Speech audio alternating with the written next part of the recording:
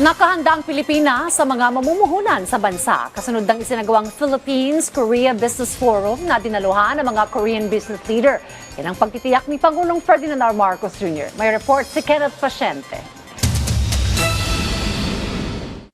Handang-handa ang Pilipinas sa mga mamumuhunan. Tiniyak yan ni Pangulong Ferdinand R. Marcos Jr. sa Philippines-Korea Business Forum na dinaluhan ng mga Korean business leader, maging ni South Korean President Lee Jae-myung. Anang Pangulo, puspusan din ang ginagawang reforma ng administrasyon para masiguro na kampante ang mga kumpanya na maglagak ng pamumuhunan sa Pilipinas. Kaya nalaman ng pagpapadali ng mga proseso at pagpapababa ng cost of doing business.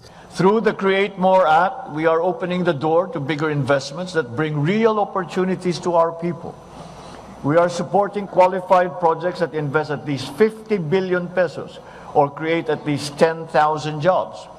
They mean more business rising up, more Filipinos employed, and more families given the chance for a better life. Complementing this law is the Capital Markets Efficiency Promotion Act.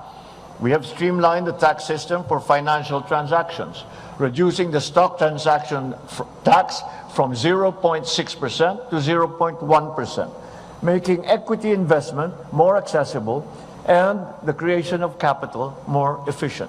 Ibinida rin niya ang iba pang hakbang ng pamahalaan gaya ng pagpapatupad ng Amended Foreign Investments Act na nagpapababa ng capital requirement para sa mga startup foreign business. Gayon din ang Amended Retail Trade Liberalization Act na nagpapababa naman ng capital requirement para sa mga foreign retailer.